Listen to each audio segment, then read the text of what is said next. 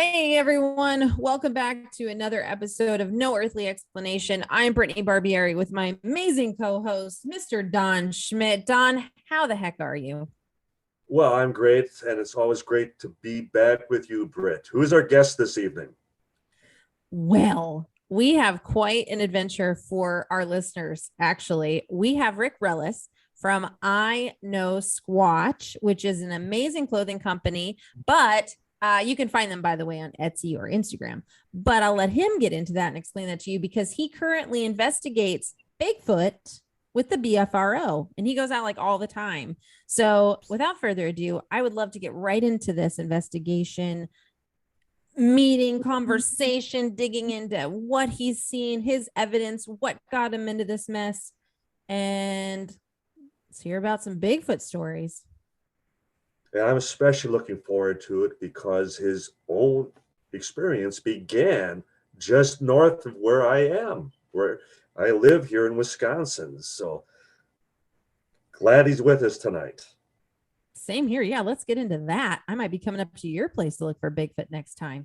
All right, let's bring on our guest.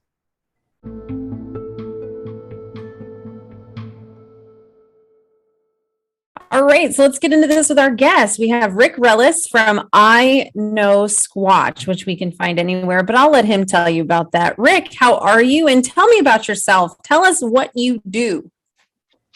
Well, how are you, Brett and Don? Thanks for having me, and appreciate the support and the call out. Shout out for I Know Squatch. What do I do? Well, I'm a partner in I Know Squatch, and I'm a Bigfoot researcher. I'm a Bigfoot investigator with the BFRO, and so I'm actively research this phenomenon. But I'm also through I Know Squatch. We are a merchandiser of Bigfoot related types of things. Merchandise meaning shirts and hats, and we do all our own original artwork. We have trademarks on all our artwork. We're always updating it and trying to be, very inventive artwork wise, displaying this thing and the way it gets reported a lot. So we have that in there. So we think, in any of the ways we show this phenomena, Bigfoot, we try to show it the way people report and encounters, if you would, out in the woods. So that's what's unique about us. But we do all of our own stuff. We're updating it, changing it every year. And you can see us at conferences. We got, I think, 4 more coming up over the next few months. And we're on all the right socials, Instagram and Twitter, Facebook, and you can sell and buy our merchandise on the Etsy store. Which, by the way, I love. Well, I appreciate that. I remember meeting you at a show, and you bought a lot of our merchandise. We thank you for that. I did. I went nuts. I turned the corner. You were at the Lakeland Convention Center in Florida, and I saw this table, and what caught my eye was your design of the Sasquatch peeking around the tree. Mm-hmm. And it was very familiar in the sense of investigating, but also it was the expression in the face. It was so real. Then I remembered going, okay, that's it. I'm buying that. I'm buying that. I literally bought up everything there. Oh, a sticker? Yeah, that too. I'm not getting that from my phone. Yeah, well, I remember that. And I remember, and appreciate the support and, continued support. You support us online and everything all the time. But we try to keep it fresh. We keep our artwork up to date, and we discuss, my partner in this is a creative director, and I do a lot of investigative work. And, the one peeking around the tree, we call that one the peeper or the peeker, but when he peeks around a tree, we get that report. A lot of time hunters encounter that when they're out hunting, they're in a deer stand or they're somewhere in the woods and they're stationary, and one of these things, they hear noise and all of a sudden it's peeking around a tree at them. So that's kind of where that came from. That happens a lot. Campers a lot of times report that. I've had reports I've investigated like that, but Bigfoot peeking around a tree is a common way that the encounter happens. So what actually got you involved in all of this, Rick, was that you had your own personal experience in an area that I'm very familiar with, and that being northern Wisconsin, given that I'm just northwest of Milwaukee. Okay. So describe your experience. Yeah, I can talk about that. I lived in Wisconsin for 19 years and had a research area there that I'm glad, I was looking forward to talking to you about this, Don, but regularly, every week I was in an area where I had interaction with these things. But I was coming across the northern part of the state from Eau Claire area, driving, had to get to Green Bay and then head south on 43, but about an hour and 15 minutes or so west of Green Bay coming across. And this is 12 years ago, and saw one of these things. Didn't know what I was seeing at the time. Had someone Daytime with or me. nighttime? Daytime or nighttime? I was right around, it was November, and it was about 4:15. So it And was so just dusk. Yeah. yeah, just getting that way. But we saw this thing go across. If you know that those roads up there, you get a grass median, you get a 2-lane on one side, 2-lane Right. on the other.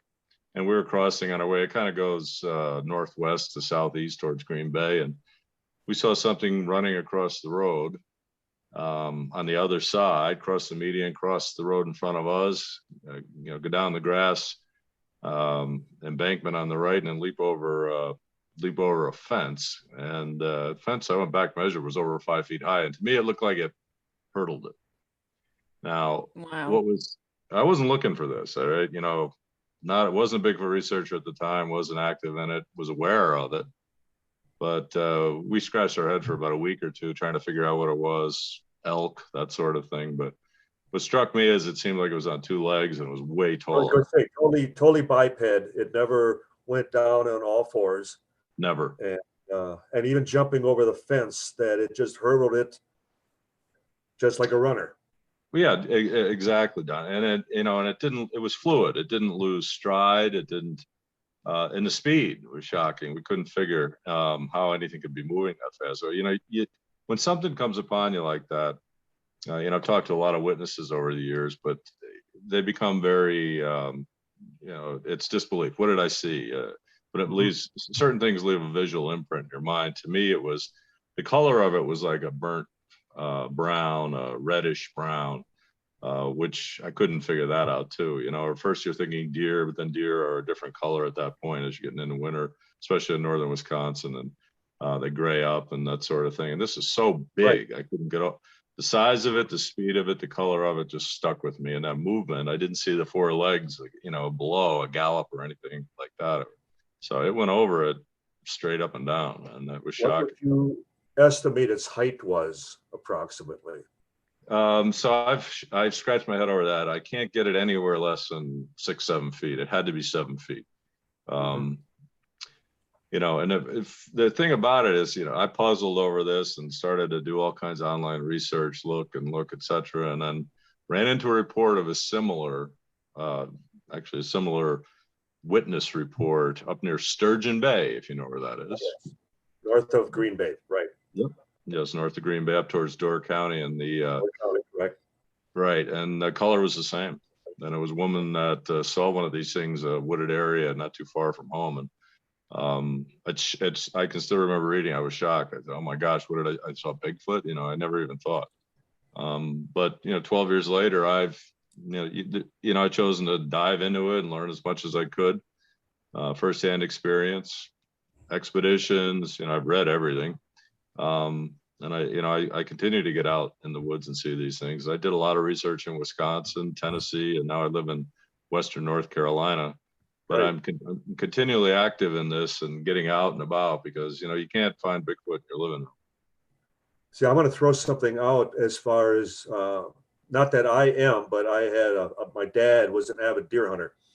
Mm-hmm. And they would talk about that the color you described as far as the deer would suggest that they were corn bred, that they lived as far as off of corn, which would give them that color, as opposed to like the marsh deer, which would be darker, grayer. They wouldn't have that burnt umber, that rust color that you describe. I don't know if there's any correlation there, but well, it's funny you say that, and I'm glad we had this conversation. I'll make a note because I've talked to more than one deer hunter that's had these things empty out their corn feeders. So it could be in that area. How Wisconsin is, they're rabid deer hunters, and that time of year, yes. maybe the Bigfoot was eating a lot of baited field, corn or something. But The colors that get reported on these things, that reddish auburn brown, if you will, gets reported. I've had other encounters since. I've seen black.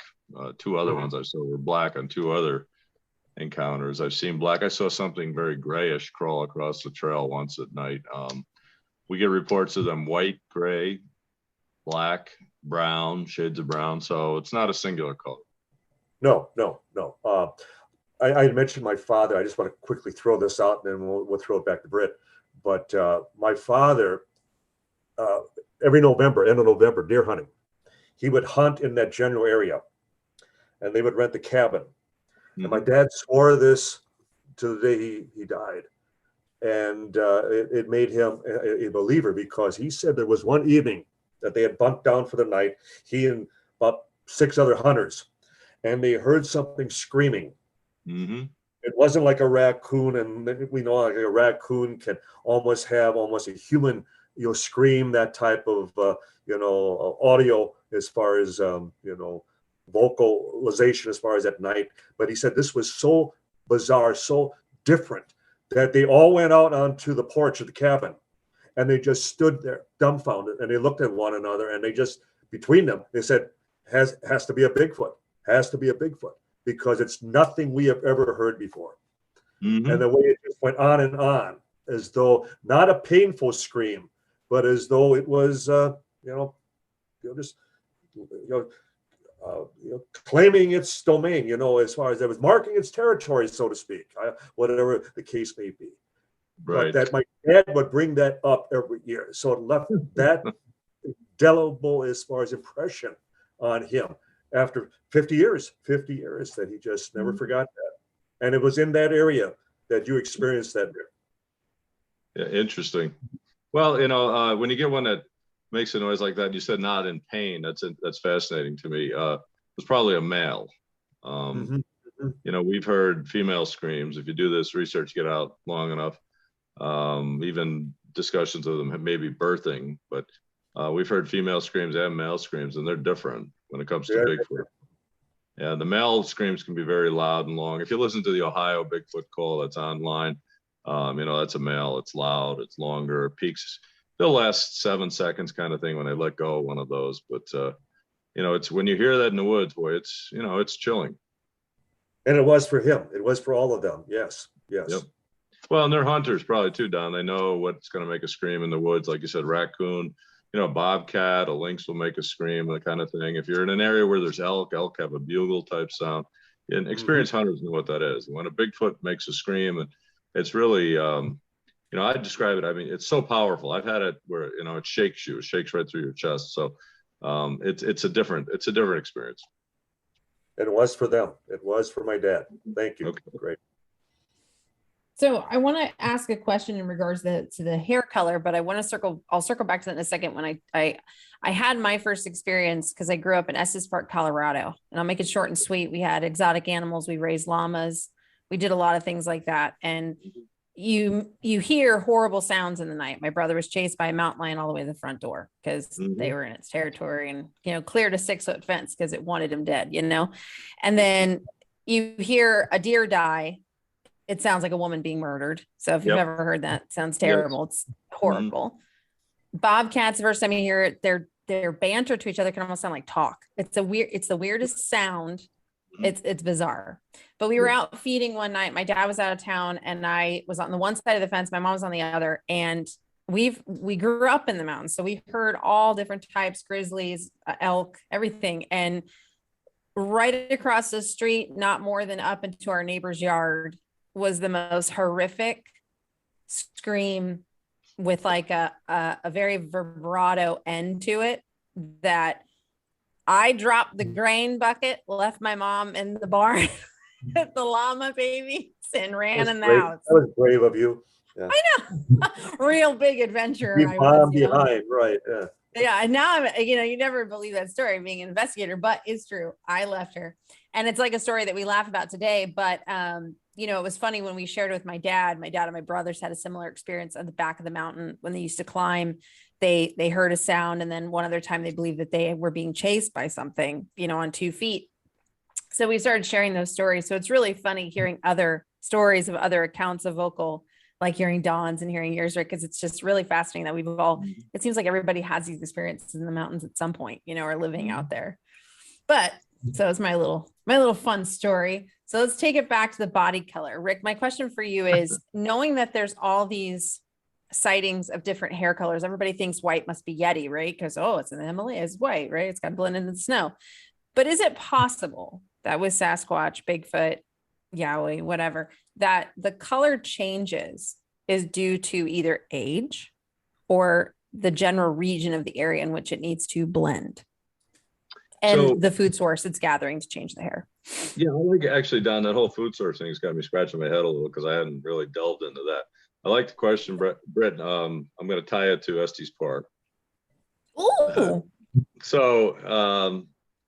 I was on an expedition in 2016 out in the Route National Forest, northwestern part of Colorado. Had a Class A experience, and with someone else. There were 5 of us. 2 of us saw one standing in the middle of a trail, about 6.5 foot tall, black. So it was a black Sasquatch, and I'd say a juvenile. So I'd take 3 steps off the trail. So I did see that. However, when I was on the expedition, there was another researcher there from the Estes Park area who'd been researching for 20 years. And he had pictures of Bigfoots, pictures that he'd taken over the years. I mean, I'm talking, you know, not phone pictures, regular pictures he'd taken in different areas, different parts there. And I recall seeing pictures of black and brown Sasquatch peeking through the trees. So in other words, he had a research area he was in all the time. So they would come around, he'd see them, but he had got pictures of them multicolored in that area. So I can verify that their existence is there from researcher who gave me that. So why are they different colors? I do think age has something to do with it. I don't think they're all the same color. I think they could have different colors. But I've had reports over the years of white ones, grayish white ones. And one thing that's uniform about those reports, I think it has something to do with age. They move slower. They seem like they're confused. They seem lethargic or just observing. They don't do any of the macho stuff that the younger males do. They're not aggressive in any kind of forward behavior. So I do think there's an age thing with the color. I think that has something to do with it. But I think the colors can vary because we get reports like a dirty blonde sometimes. Black seems to be the most frequent color. And then some browns and reddish brown shows up too. So maybe that says they're younger, they get older, it turns gray, turns whitish, if you will. But that whitish color seems to have something to do with age. Yeah, that's fascinating. I just assume that just from like the animal side, as most animals, even like silverback gorillas, that silver just starts to go all the way up their back, up their neck as they age, and so it's always been something in the back of my head hearing different colors, because there's the famous capture in the swamp down here in Florida of the skunk ape that, looks like he's got white shoulders and like gray, so it's like, I wonder if he was getting older and, it was slowing down and was able to get a quick picture. Yeah. Well, the picture of the Mayaca ape down there that, the woman got in her yard that you take a look at all the time, that's a smaller creature, more orangutan looking, but it's a reddish brown, right? I mean, you've seen that. Yep. I did some investigative work in Mayaca State Park over the years. So I went in there some mornings when I was down there. And nobody around anywhere. And did some knocks. I got around some different areas, found some stick structures. I had some return communication in there. So where I would do something and they'd mimic me and come back. So some of the reports of them down there, I think some of the more famous reports are black ones, but I think they're in that park. That's a big park, big area. They're going to be anywhere there's waterways and there's food and, they're omnivores. So they're going to eat whatever's opportunistically available. I think they're in that area for sure. One thing that I was actually quite shocked to learn from other researchers just a few years ago was that we typically are of the impression, and especially the famous Patterson Gillen film, as far as up in the state of Washington, and that most of the reports have originated up in the North Pacific and then have fanned out through the rest of the country. But I was surprised that down in the Southwest, when I had a gentleman who worked with Park and Recreation and they were working in the southern part of New Mexico, wide open desert. And an area had washed out from some of the monsoon rains. And they were barricading one stretch of road.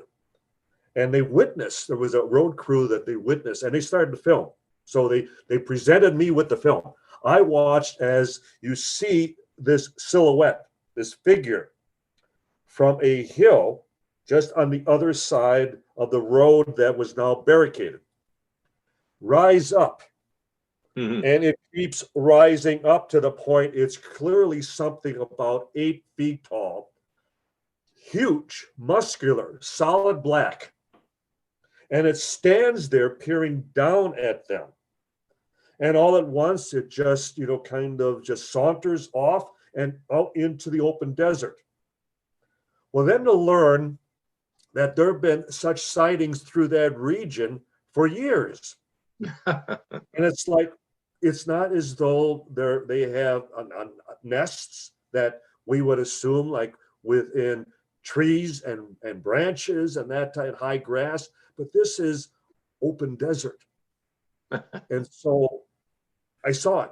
They saw it. Cool. And then here, there are other such reports. Have you also heard of such cases in areas that one would be just amazed that how are they able to hide even in these open regions, and yet they do?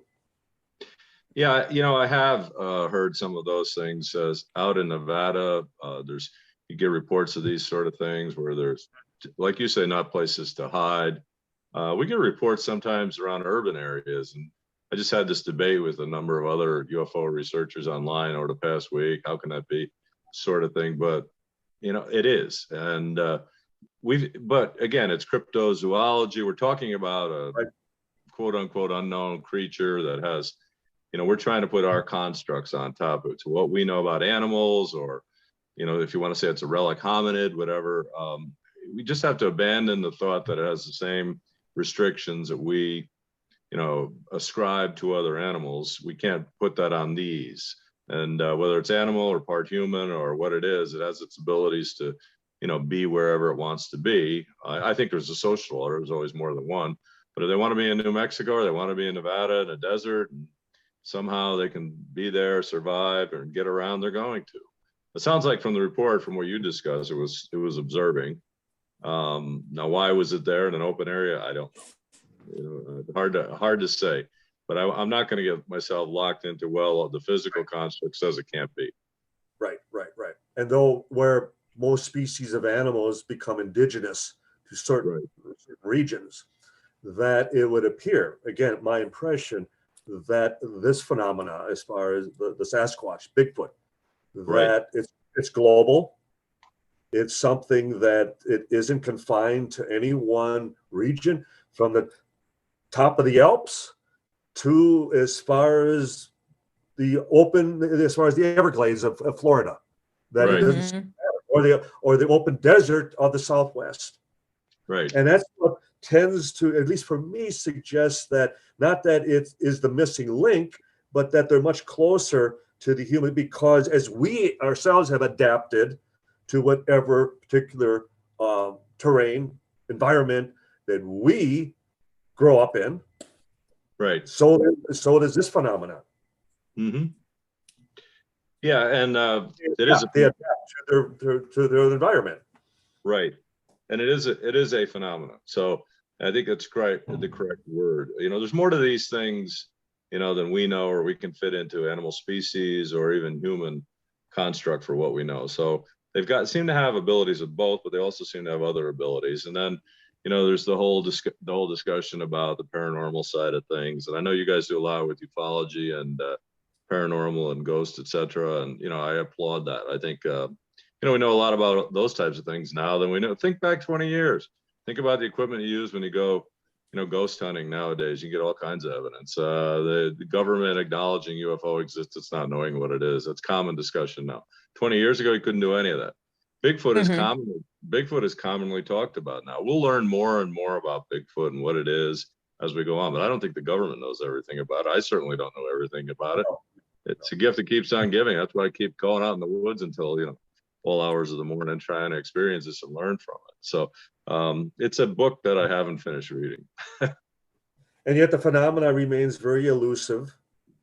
It still remains one step ahead of the investigators, the researchers, very much like the UFO phenomena. Yes.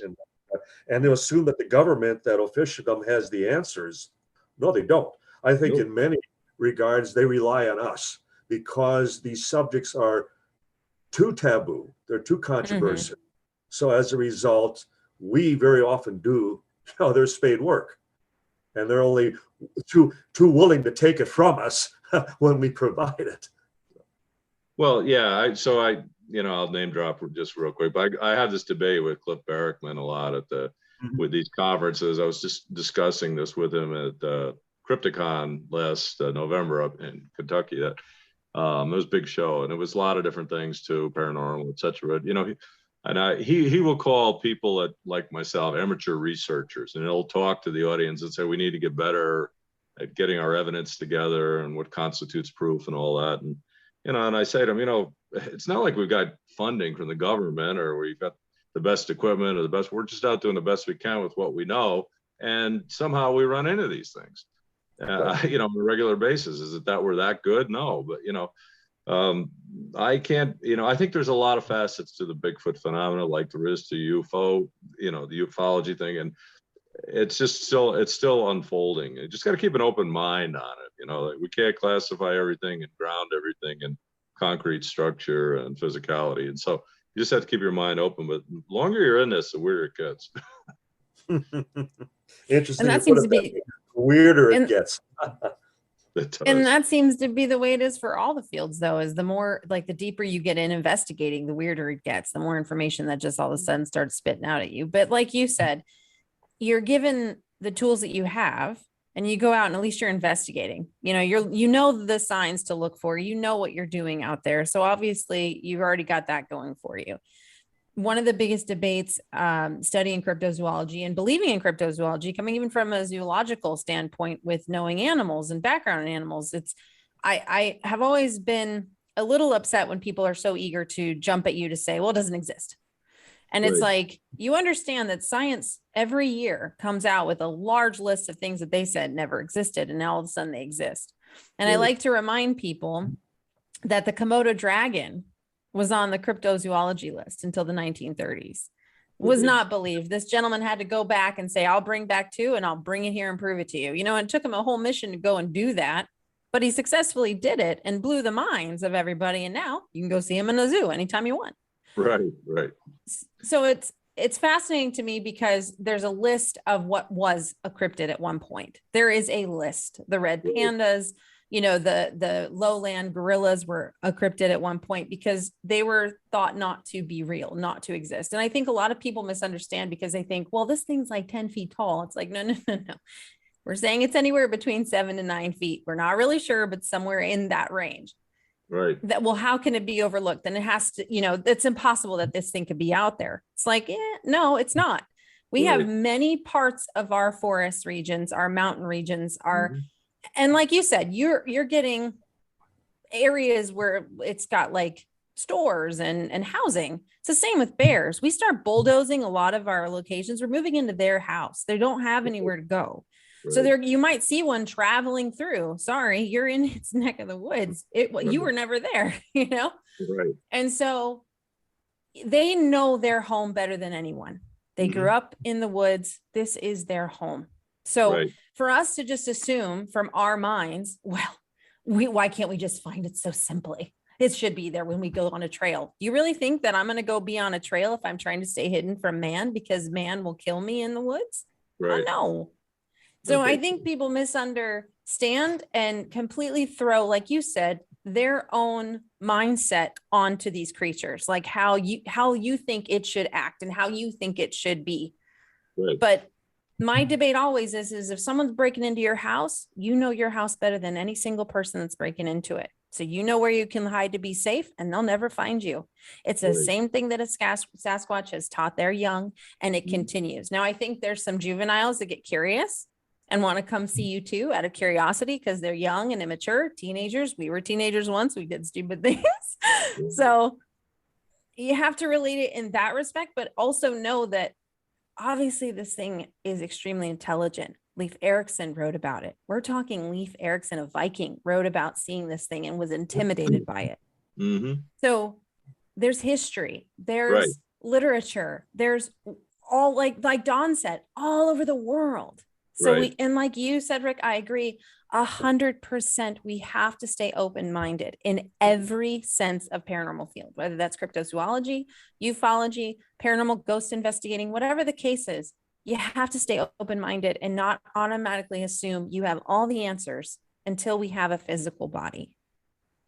Right. Yeah. And, one of the things I always quote Tom Powell, and I like his books a lot. And, I've talked to him at conferences, but he'll say, we've got great evidence, but we don't have what constitutes proof. And you probably never have proof because someone will always be able to say it's not proof. There's, you can you can throw it out and say it doesn't qualify, until we have a body or whatever, So I bet the government's got bodies. I'm sure they do. So, I'm not sure a body would in the end be proof either. And then there's the whole, where's the pictures? Well, everybody's got a camera on them now, but it's not like we have, for years we didn't have good consumer optics, or ability to go on out and get this. And it's not like you're ready.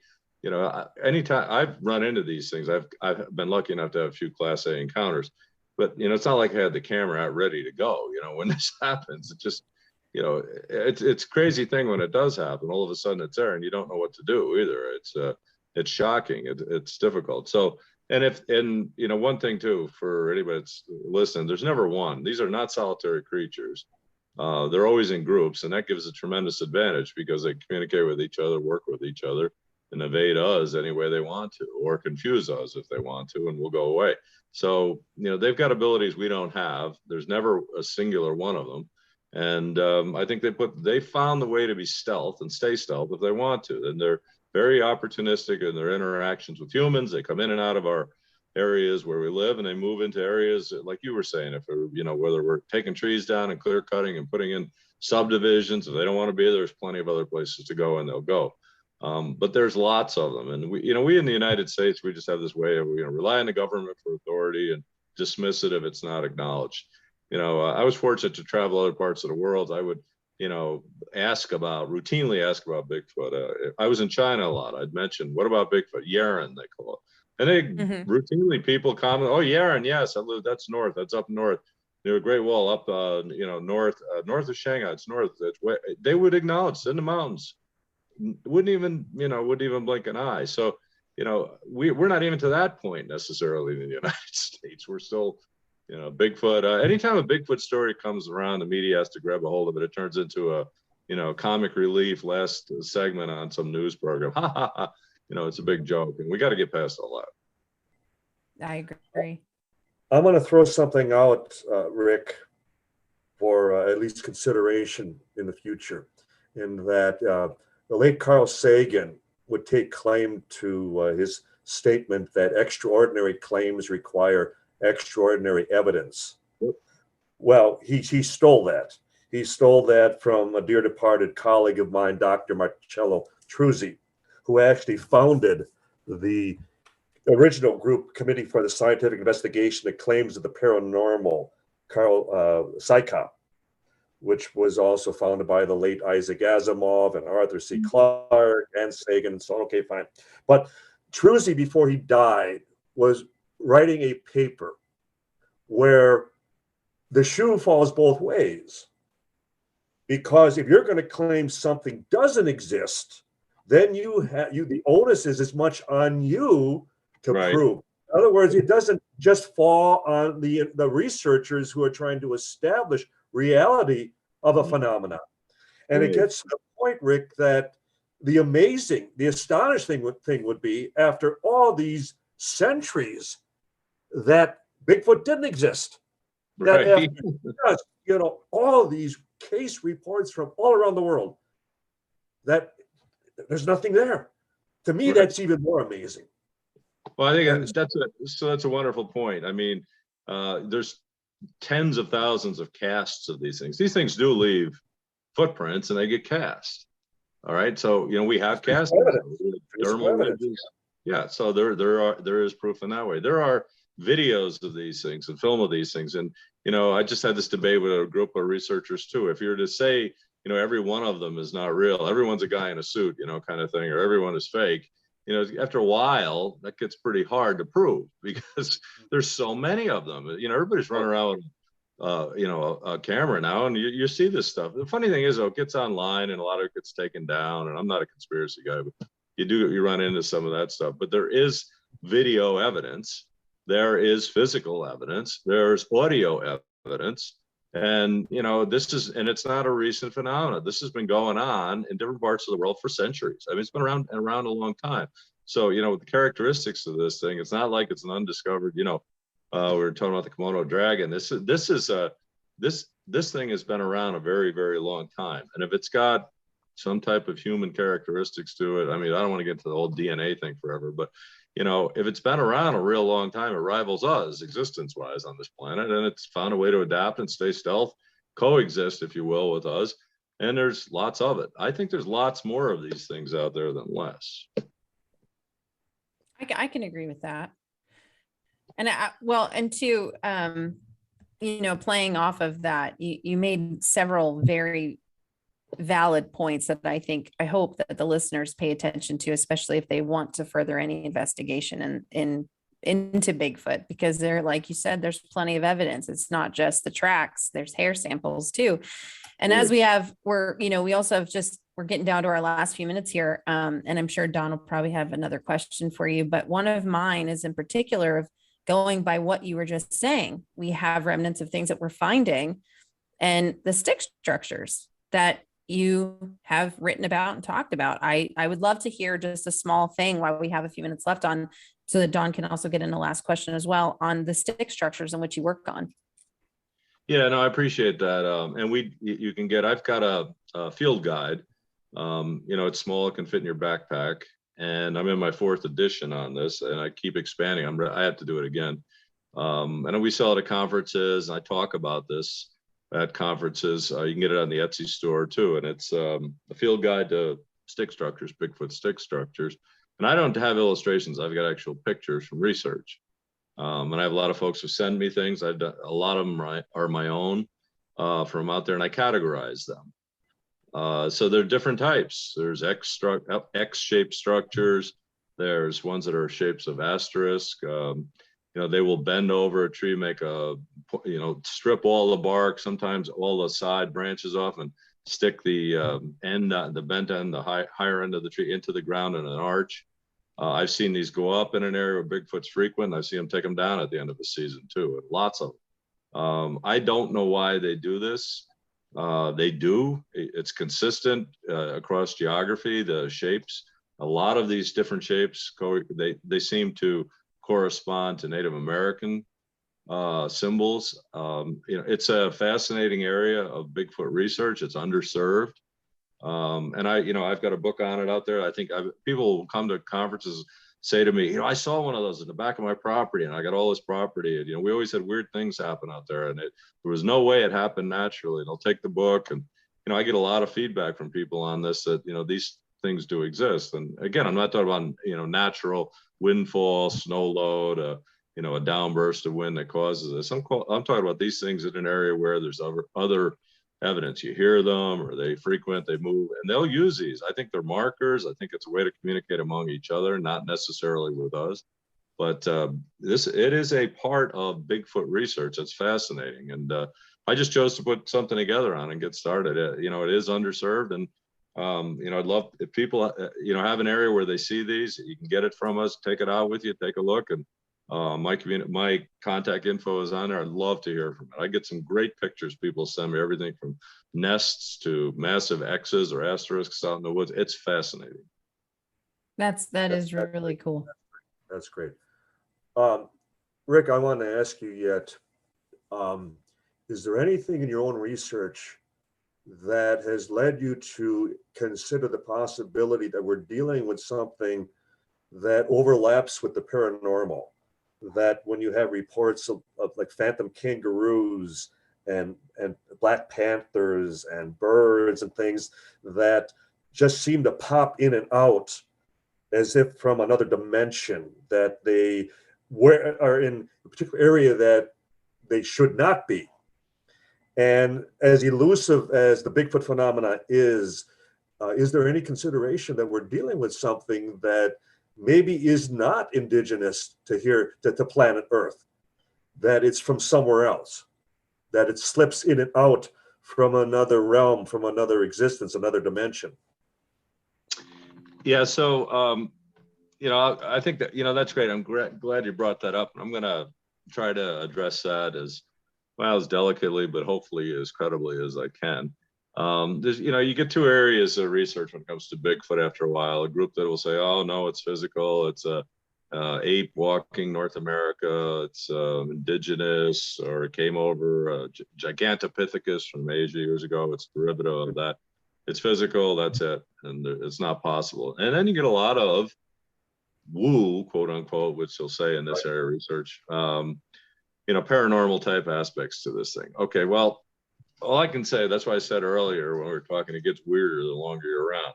Keep your mind open. But, you know, I've taken enough witness reports of woo type things, and curiously, they'll correlate, same type of phenomena, and I've had my own experiences.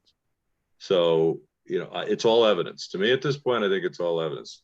To say it's from another dimension, that they zap in and out, and, you know, they can shimmer like Predator from the movie and be there and then go on. I don't know, but I've talked to people that have seen it.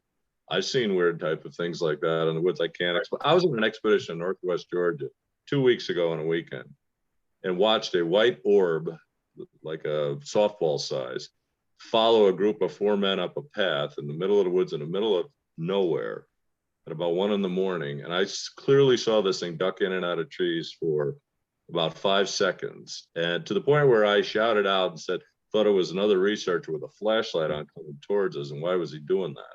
And it was about 100 yards away. We went barreling down and there was nobody there, nothing there. And I saw this. Now, a white orb, you know, it's not the first time I've seen that.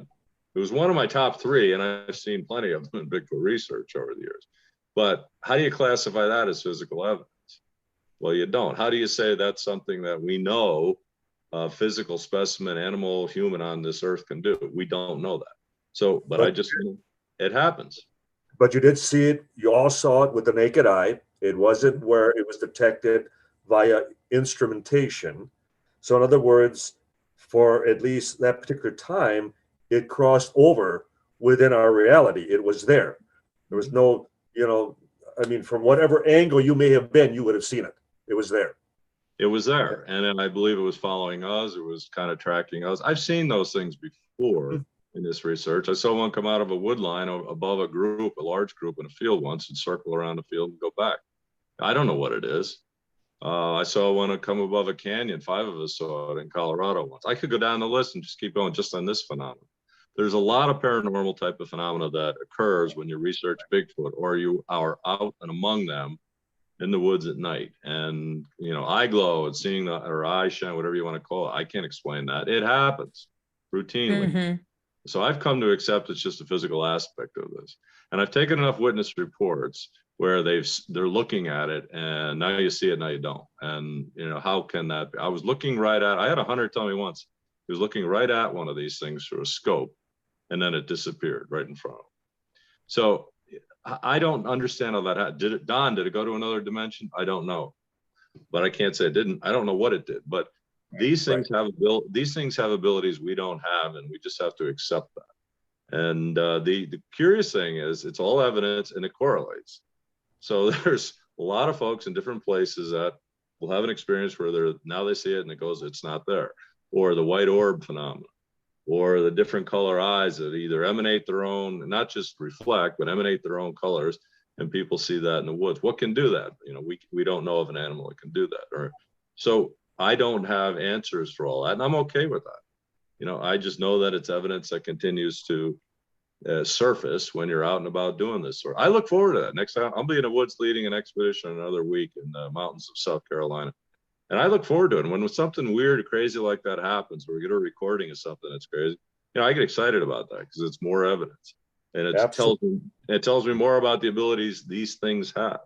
You know, it's no different than, paranormal investigation. If you're looking at a ghost and you get, an image, it's not just a residual haunt, but it's a interactive type of being that's interacting with you in that time and in that space, and you can't explain it. And it's there and then it's not. How do you explain it? I don't know.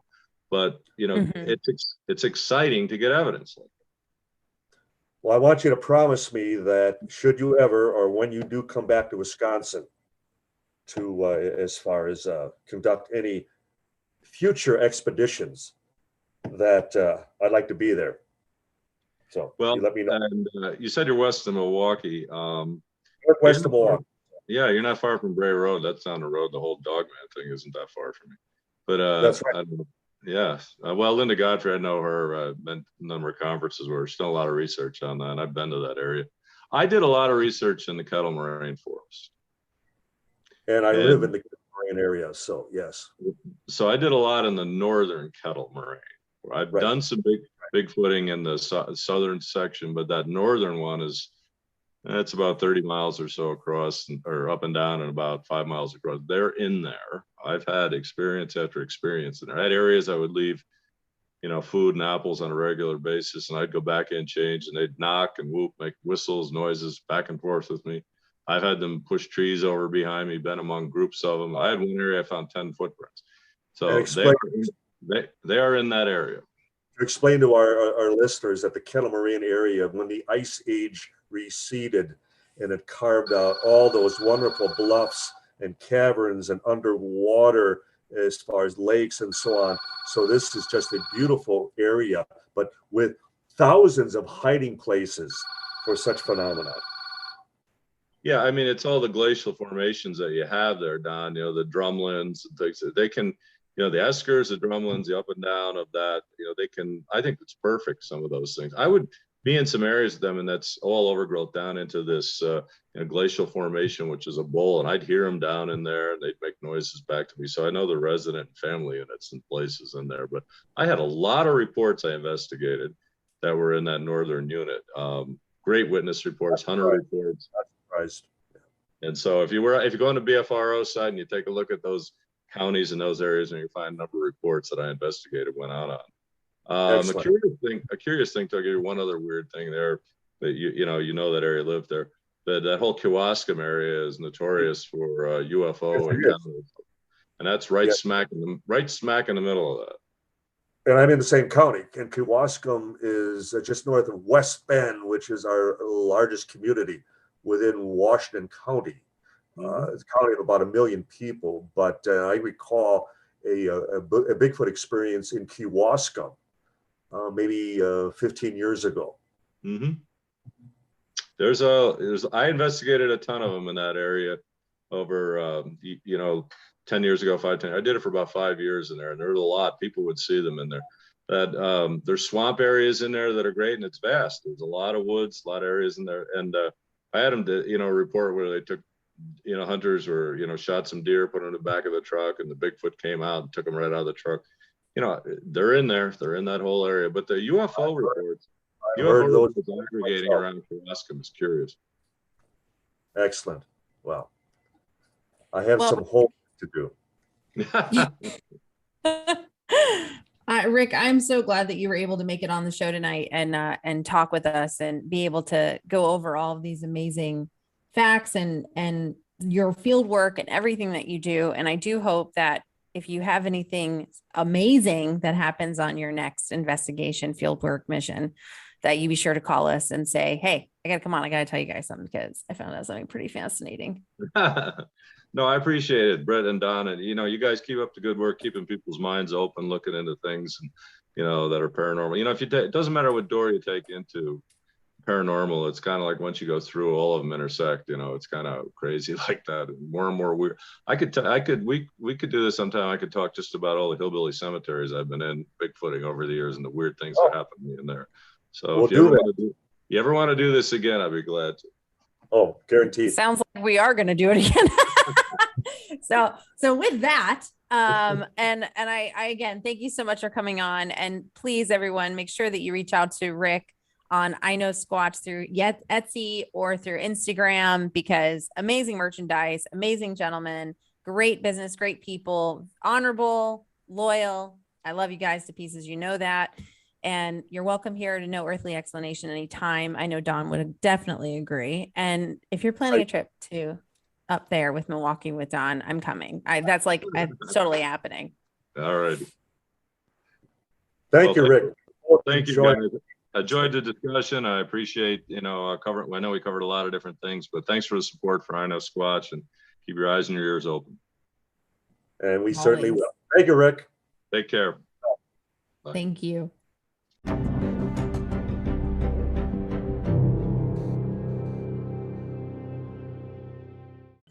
Well, that was awesome having Rick on tonight. It's a shame that we had to end it on such a note like that, because I feel like we were just starting to get into some real interesting and fascinating stuff when it comes to how all fields of the paranormal collide, in a sense, talking about the orbs and stuff. What do you think, Don? Do you agree with me on that?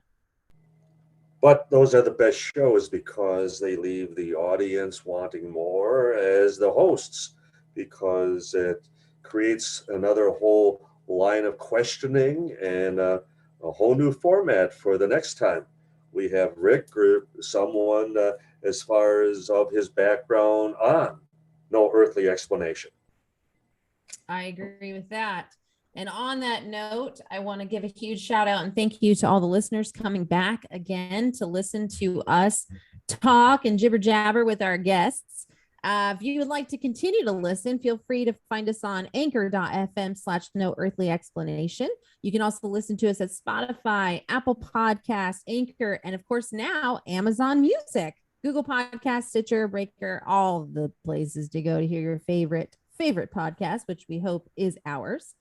And follow us on Facebook at No Earthly Explanation or Instagram at No Earthly Explanation. You can also email us if you have any really interesting questions or maybe something fun you'd like to just ask Don, because he's that guy. You can email us at noearthlyexplanation@gmail.com. And I know that he'd be willing to answer any of your dire questions. And then if you would also like to, you can interact with each of us individually on our own Instagram pages. And you can find me at Brit Barbieri or Don. Let me give it the whole name for you. Donald Raymond Schmidt on Instagram. So look us up, interact with us, send us any questions, emails, anything at all. Send Don your love. Tell him how much you love hearing his voice, because we all do. And until next time, listeners, please don't get abducted. Don't go out in the woods and get taken by Bigfoot. We want you to keep listening and being part of all this journey with us. My saucer's double parked, so I'm out of here. And on that note, take care, everyone.